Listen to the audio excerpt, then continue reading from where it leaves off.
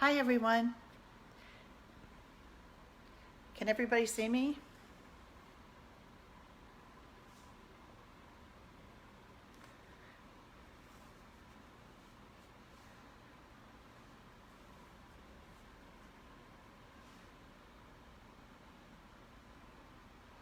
I'm just going to give this a minute.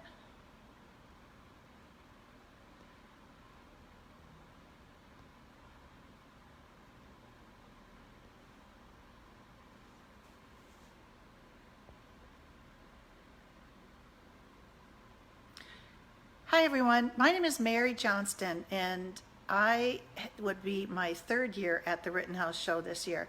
Unfortunately, because of COVID, we are not able to attend the show in person, but this virtual live Facebook presentation is our way to share with you about what we do, show our art. So I'd like to first give you a little tour of my studio, and I am located in the Carmel, Indiana Arts and Design District, and I have a pretty fabulous working studio. I've been a professional artist for about 14 years now as an oil painter. I was originally a trained watercolorist, and I worked in the graphic arts business when I was in my 20s and somewhat into my 30s. So before that, and I was a faux painter. I grew up in Duluth, Minnesota. I went to the University of Minnesota Duluth and got a degree in English and communication with a journalism minor. I was interested in being a writer.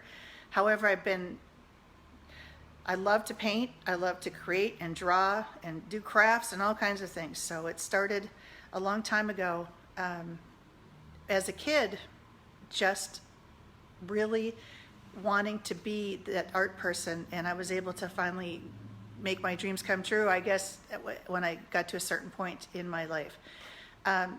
This is my studio, and today I'm going to give a little bit of a demonstration on, let's see if you can see this. This is one of my tree paintings. I have work that is very nature forest based. Where I grew up in Duluth was Duluth is on Lake Superior. I grew up with that huge long horizon in front of me, so I tend to do work that has the horizon along with the beautiful colors that you see over water. And right behind me is one of my works that's very indicative of that. After college, I ended up living in New Jersey for about 18 years, and that is where I learned the watercolor craft by going, to different classes and such. And I started selling watercolors at small craft fairs a long time ago. We moved to Indiana 17 years ago, and that's when I started working in the oils and made this my business. So here we are. This is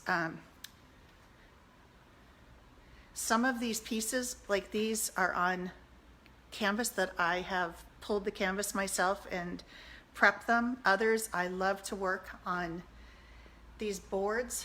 They are made by a company called Ampersand, and I love the natural wood on the sides. It can be created as you can paint the sides a color if you like. However, a lot of my corporate clients especially love the natural wood. It's very contemporary.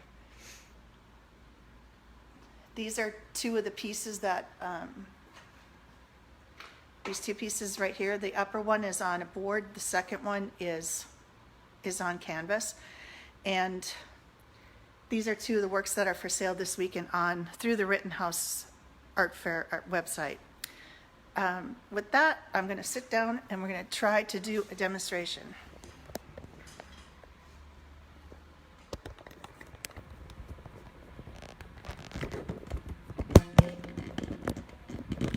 I'll be happy to answer any questions that I can. I am by myself in the studio, unfortunately, so I'm going to turn on my computer, and I should be able to see the live recording and see any questions better through this. So if you could just give me a moment. so I can bring this up.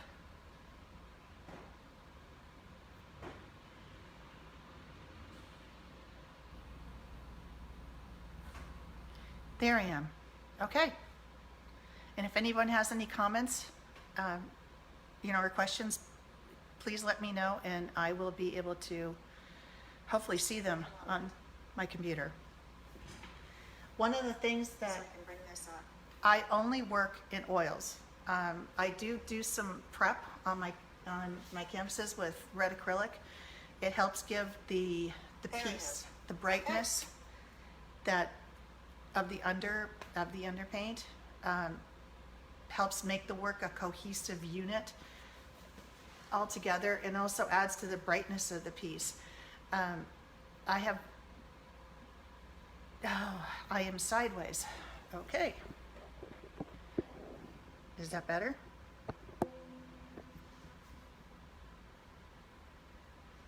Carrie, is that better?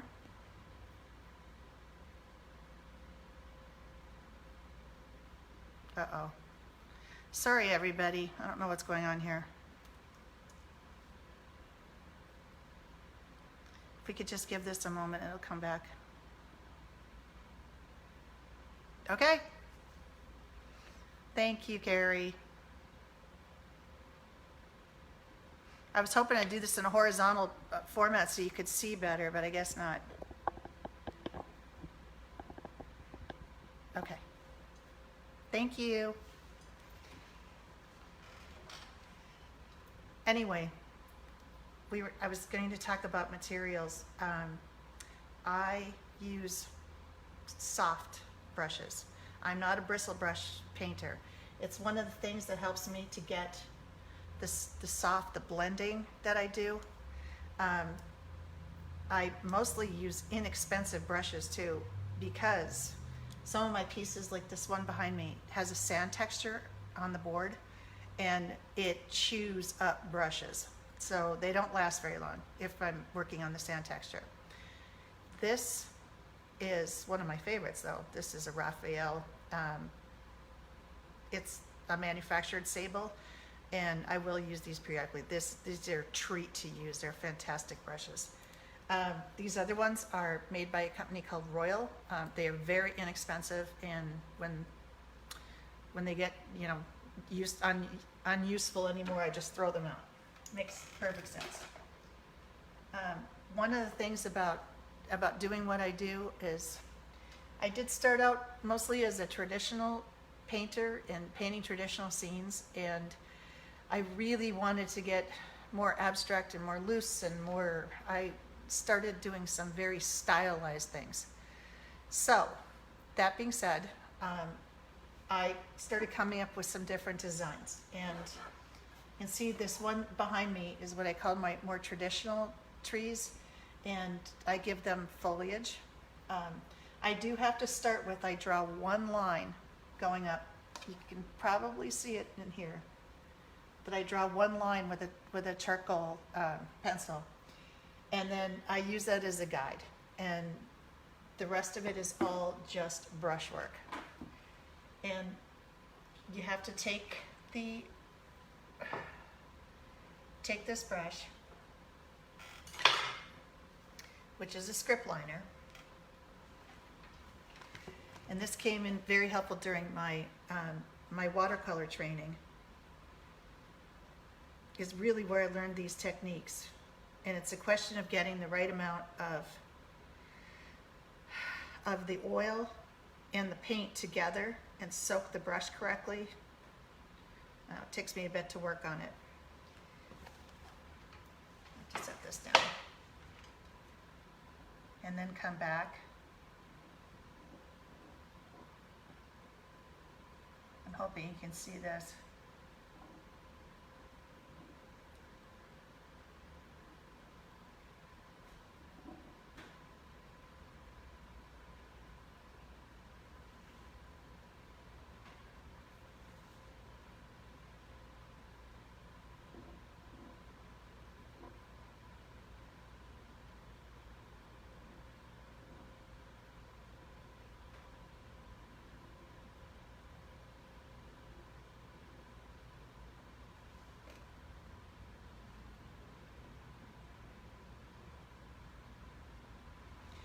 I know this looks very painstaking, but I love it. I'd love to just lose myself in making all these branches and such. It is, and I'll go through and do them all. I've done pieces up to 180 inches doing this kind of work, and I just lose myself in it. And I'll finish up. That has to dry overnight, and then I can do a second layer of the trees, or even a third. And of course the backgrounds are all done first. There's 2 coats of oil on this background, and I do them in all different colors. I usually try to keep what I call all the seasons there available.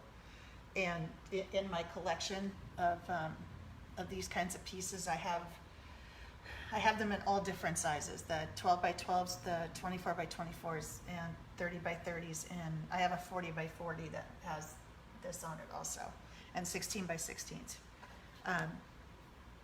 That being said, to move on onto this piece, so on the more traditional tree pieces,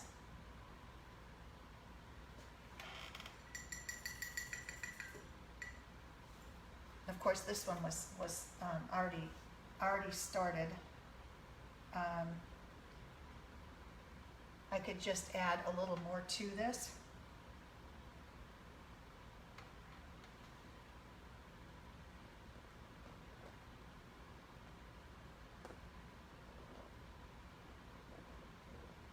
These pieces that I'm showing you today, this, what I call my more traditional pieces, the idea for these came about from when we lived in New Jersey.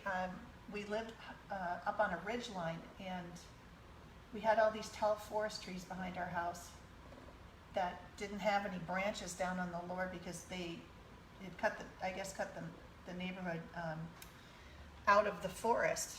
And we could see in the times of the year where the leaves had fallen, you could see the next hill through the trees to the next hill. And I used to do even, I guess, a different pattern, but then I started doing it just as doing a double horizon line. In order to give these trees some light,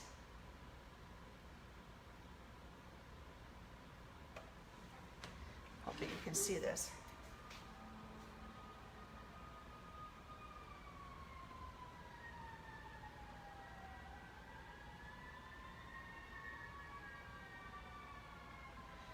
This little bit of work will provide the light source on the piece.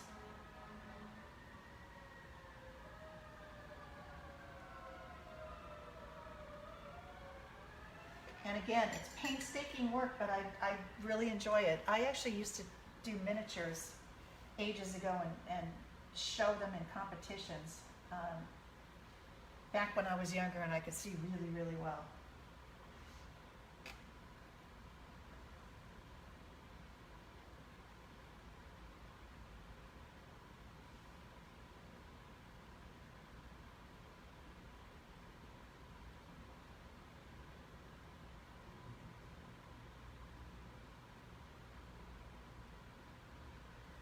See that? Magic. I don't know.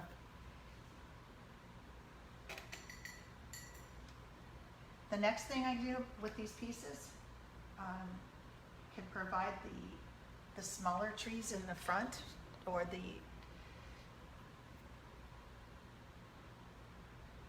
here. This is almost like a little Bob Ross happy tree right here. We're gonna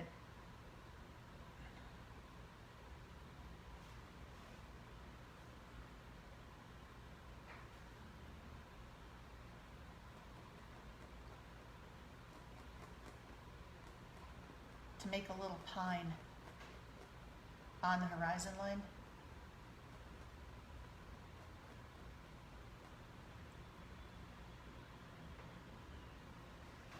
I got a comment from Carolyn, Beautiful Colors. I love color, Carolyn.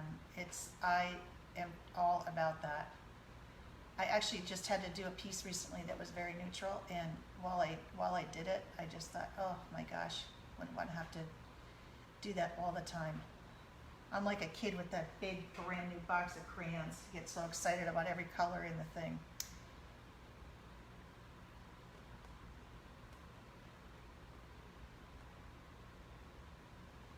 So there's a little tree, and then to give that the light that it needs, we'll take a little bit of this lighter color too. Just down, and then lightly blend it in on this side. So it'll give it the look that the light source is hitting it on this side. And then we'll give it a little bit of shadow on the back end here. I don't always do this all in one stroke. Sometimes I just make the trees and then I'll do the light and the darker sources later. And I'll fill it in.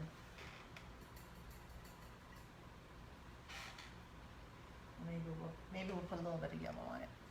How's that? There we go. And then the other thing I can do to this is to add, take the brush and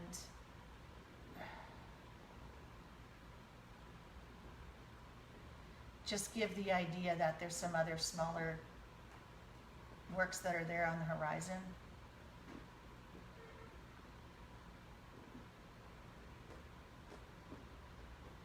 I have a very light touch with my brush. I always have. I actually used to do calligraphy work also, and I can lay tile perfectly straight. There's just something about it that I'm able to do that hand-eye coordination. And I don't even wear glasses. Every once in a while I do have to put on readers just because my eyes get tired. But as of right now, I don't have any glasses on to see this, to see what I'm doing.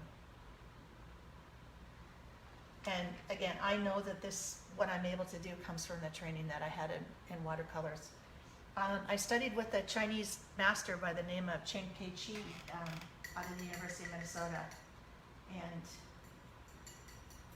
he was very adamant about when you are wanting to become this professional at your craft that you have to work at it every single day.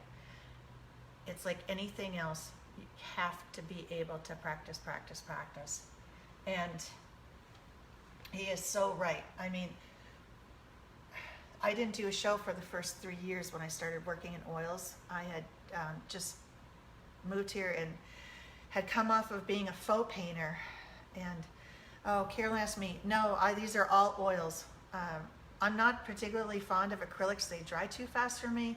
And I also am able to get, I like the balance, the fluid versus the paint helps me, especially doing this kind of work with the small brush.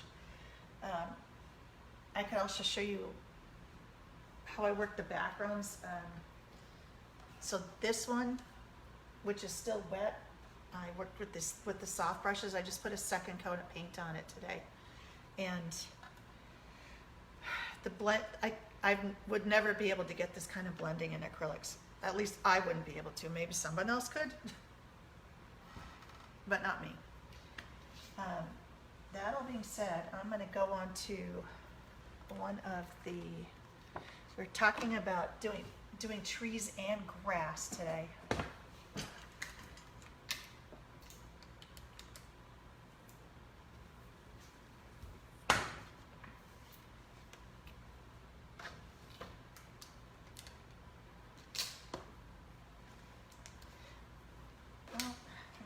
Up.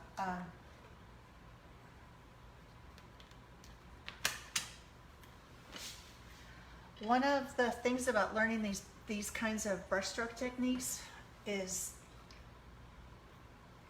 you have to let your hand go free a little bit, like hold it back farther on the brush. And here, I'm going to get some fluid on here.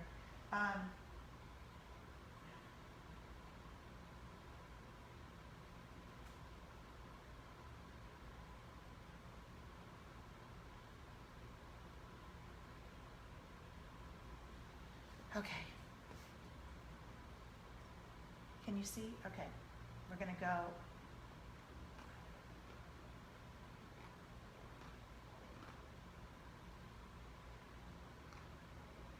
I just want to make sure that anybody watching can see this, if I'm in the right spot. If I'm not, please let me know.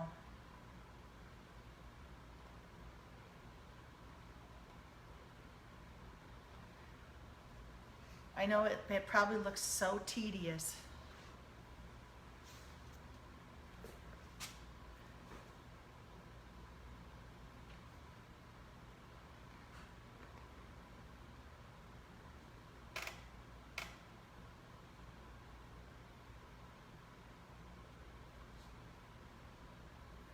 Can you see on here the paint loader?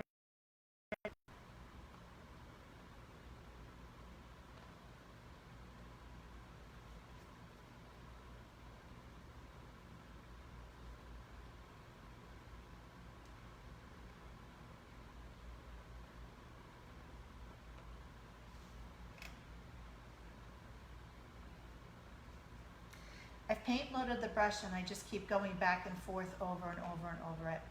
And one of the things you can do when doing this kind of work is, here, I'm going to turn this just a little bit, see it better, is just keep using different colors off the palette. Like I might use a yellow ochre, in this case it's a light green or a darker green, and just keep mixing and mixing them all in. And then you'll come up with this clear,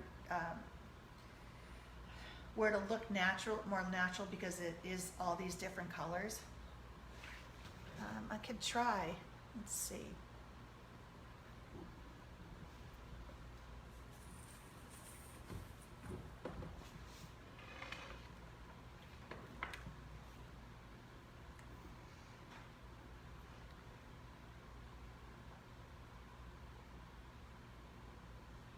Oh, okay.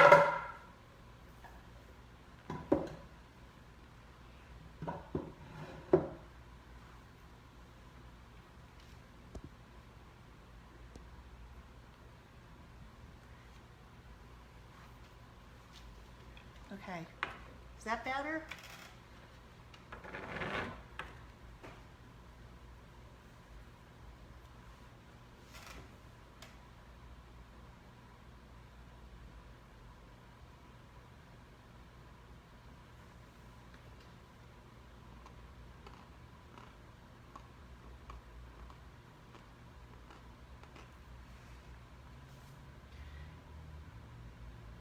Perfect.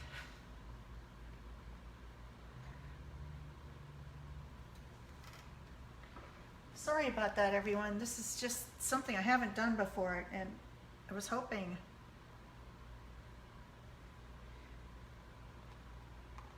that you could see it, that everybody could see it okay, but I guess not.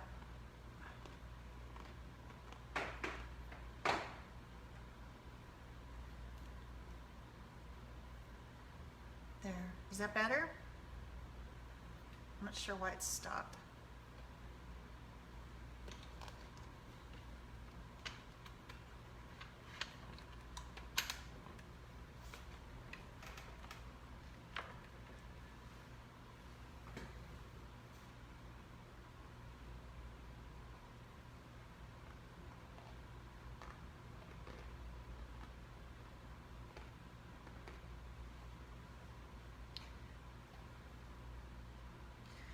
Thanks, Carrie. I won't move it again.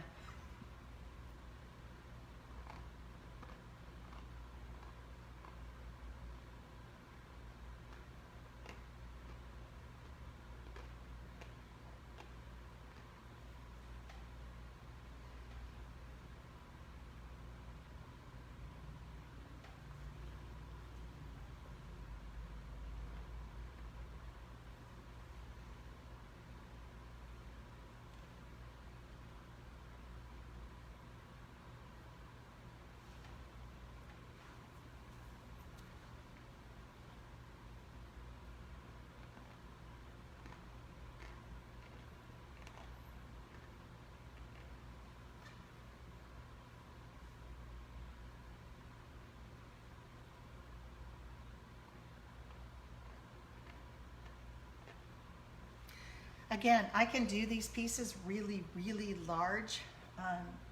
and I do a lot of work for healthcare, especially in corporations. And so I've done big pieces to fit in big, lobby spaces and areas. And although really one of my favorite things to do is my 12 by 12s. I can be super creative, and that is something I am. I mean, these scenes are not something that I'm not sitting outside looking at this. I just make this up as I go.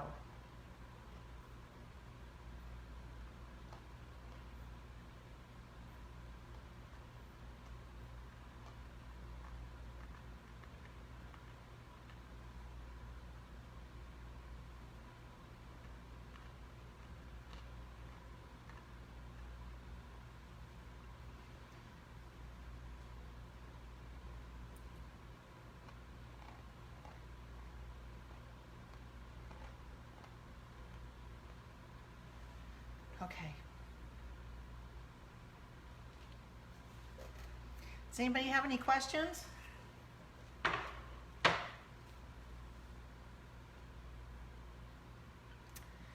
Okay, tell us about the different brushes you use and their purposes. Well, again, this is there we go.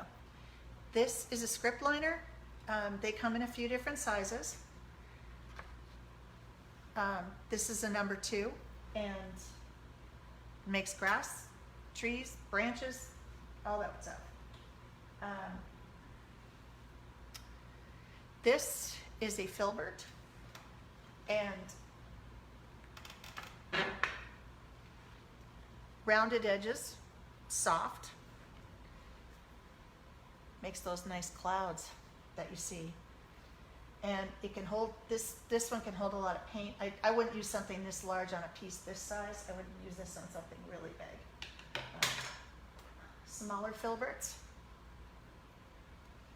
And you can cut a good edge with a filbert like this. This is a number 6. I could even show you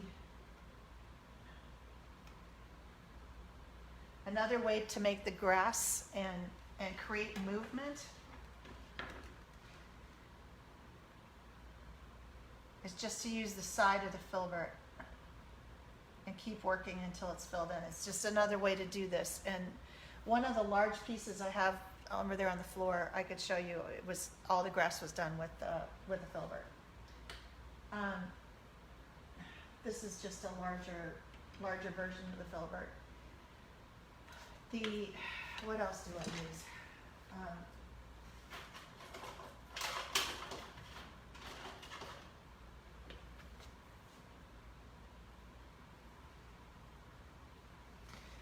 This is a flat. It's just good for filling in an entire area. Again, I like to use soft brushes because of the way that they are able to blend and they hold the paint very, very well.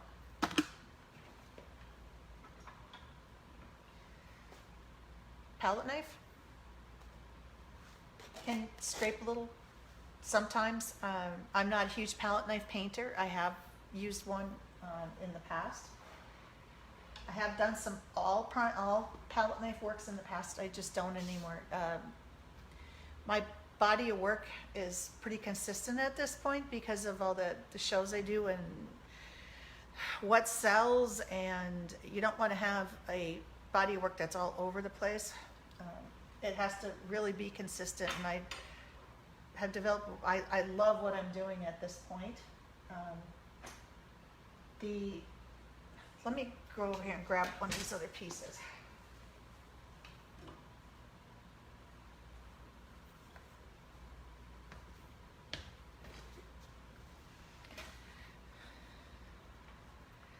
Can you see this? So this has the foliage on it.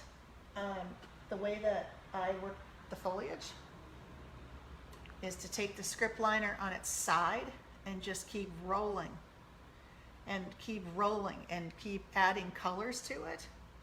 You can see this one has some light green This is a Naples yellow that's on my brush right now. A little bit of orange, a little bit of light Naples, some radiant yellow. I love the Gamblin Radiant colors. I use them not in every single piece, but in many of the pieces I might use one or two of them.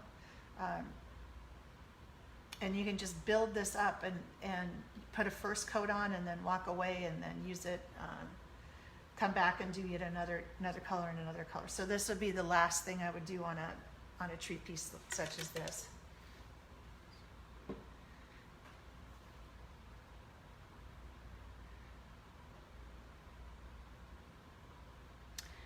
Carolyn, I don't know why you're seeing three sections. Not sure.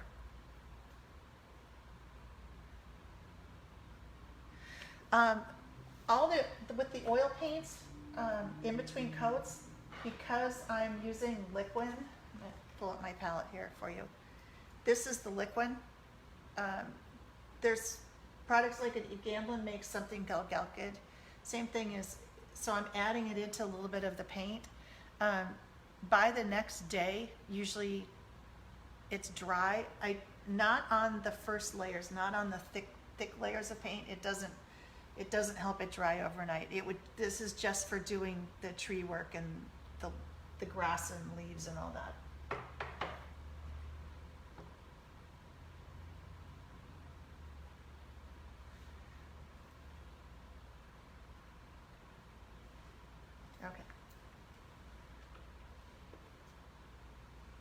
Okay, I'm gonna go get one more.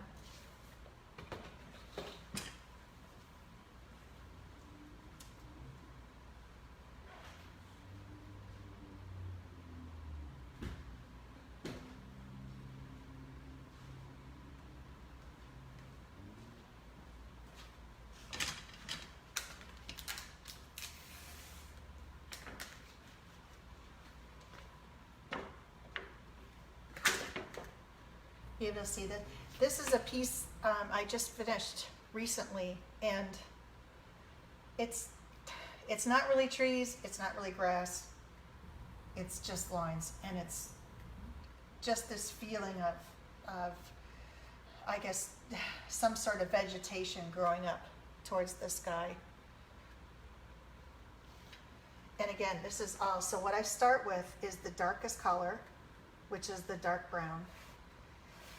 And that has to dry overnight. Come back. I would have come back and done it's a gray that's on here next. And then come back again and use this, I don't even know what color this is. Oh.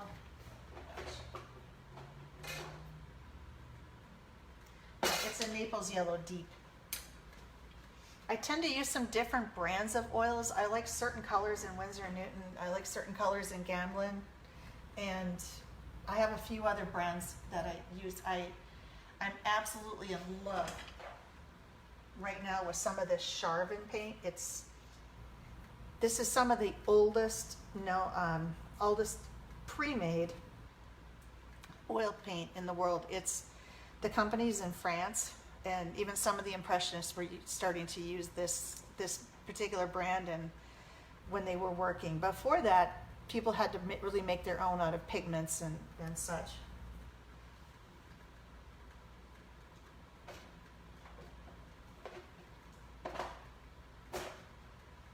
I'm going to take this down off of here. But again, the backgrounds of these pieces have to be perfect before you start to do any kind of work like this. You can't go back and fix a background afterwards. It's impossible.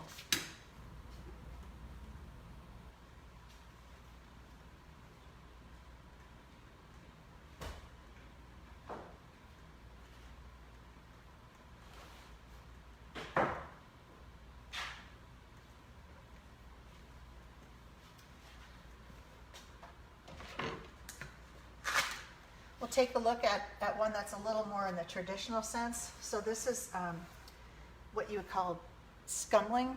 So even though you know that this is trees, you're actually not seeing any detail whatsoever. The, it's from a perspective a little farther back. It's in a more traditional style. And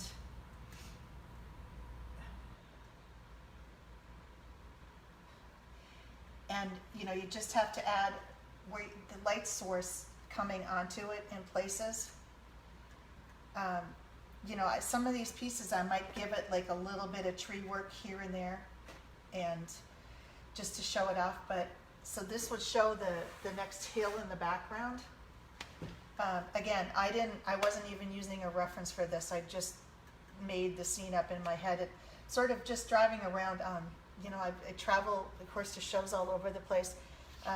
I've traveled a lot of the country, this country, just on my own for different reasons, whether it be living or visiting, and I have these scenes in my head that for some reason have to come out. So I would think of this one more as being maybe the foothills of the Appalachians or something like that, or even it could be something out west. Carrie's asking me if I varnish. I do varnish. I varnish most things. I don't think this one has varnish on it. The landscapes I do that are on the sand texture do not have a varnish on them. Gamblin makes a great, I'll show you the bottle. The Gamvar is a great varnish to use. I use something on my squares, on my 12 by 12s back here in the background. I use something on those that's a little more shiny. But this is the Gamvar from Gamblin. I have a larger bottle of it someplace. This is the little one.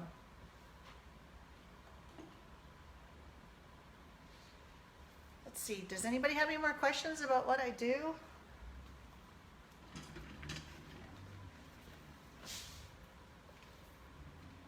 No?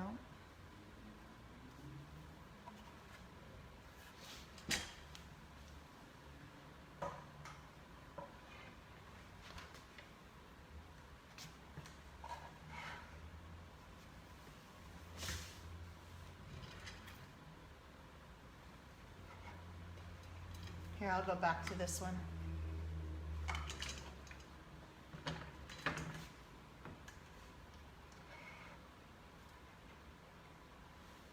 There we go.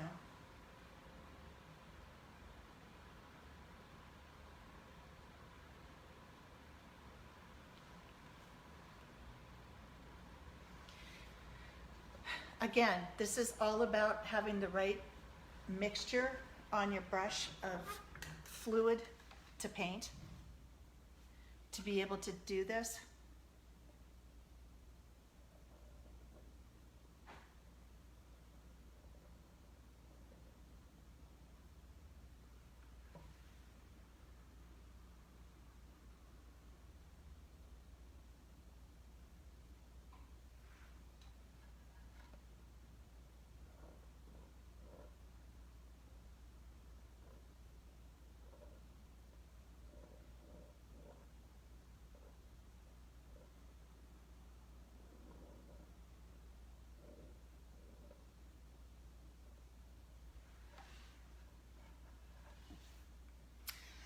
Oh, Carrie, you know what? I used to teach.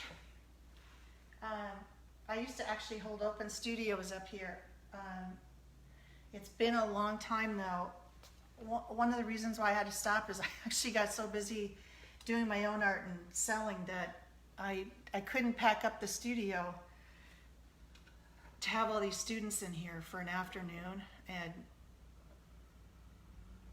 I've often thought about going back and doing it again, like a workshop kind of thing. It just had been, honestly, I've been really busy. It just hasn't happened, but maybe one day I could do that again. I used to enjoy it, you know, the interaction with the people, and I loved teaching people about how to use all the materials correctly. That was one of my big things. Sometimes I would take over his class for another teacher that I knew, and we'd actually spend some quality time going through all the brushes and how to use them properly and what to do with them.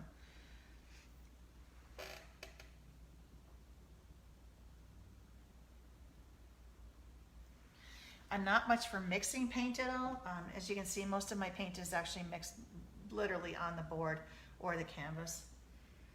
I might do a little something on my palette, but, and again, that comes from my watercolor training, because that's how you mix watercolors with a brush.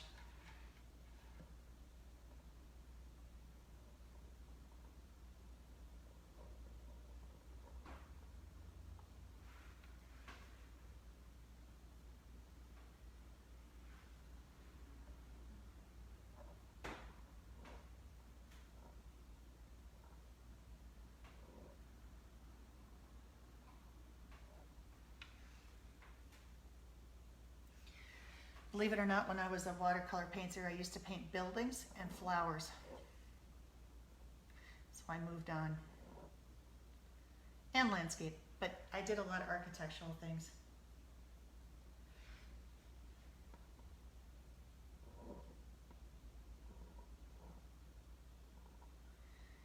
I haven't done any flower work at all in oils in all the years I've been doing them. Not really sure why. I have, however, done a few figurative things. I did a portrait of a chicken for somebody a couple of years ago. And it came out really great, and I thought maybe I should be painting chickens. But again, it has to do with having that consistent body of work. And because I sell this is what I do, and I really like it. Oh, this is back to the script liner, which is probably my favorite brush that I use.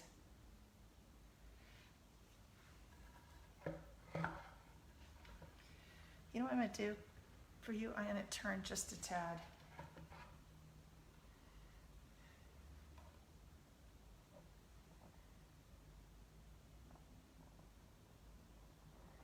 If you can see this better now.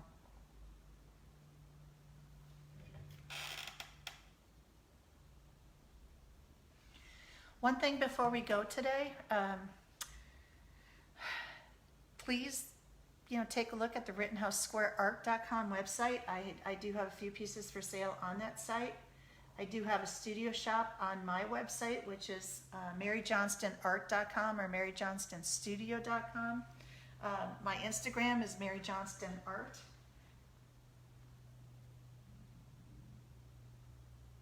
There are some great artists coming up this weekend, and I will be having an open studio, a virtual booth, I guess you could say.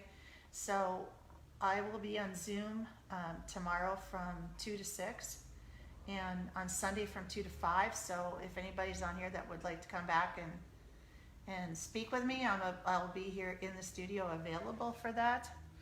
I would have loved to have been in Philadelphia this weekend. I love Philadelphia.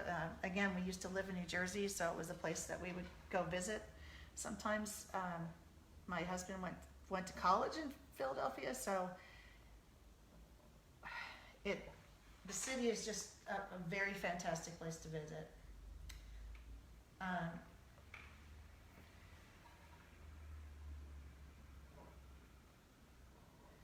The last 2 years, my booth was on Rittenhouse Square. I guess that's the street. I think it's the south side. On the same side with the Ethical Society.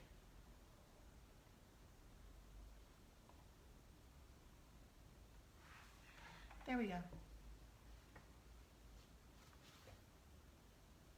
I do provide free shipping on all my pieces that are sold from the studio to other places during shows, certainly. I do not have every single thing in the studio on my studio shop. The larger works, you'll have to reach out and ask me how much they are. I have some of the frame pieces on the studio shop. I have a lot of gallery representation, so there's only so much that I can have out there. The boards I paint on. I buy a lot of my materials off of Dick Blick. Dick Blick, Jerry's Artorama, Cheap Joe's. Would you believe the last independent art store here in Indianapolis closed last year? We are in a art supply desert here. We're down to just Michael's and Hobby Lobby, neither of which I think has a great selection, unfortunately. I do buy a lot of stuff online. These brushes I buy from a site in Maryland, if that helps. Did I miss anything? Oh, my studio looks amazing. Thank you. This is my home away from home. I love to be in my studio. I could probably just stay here 24 hours a day and be perfectly happy. So again, thank you very much for having me today. Thanks, Carrie. Bye, everyone.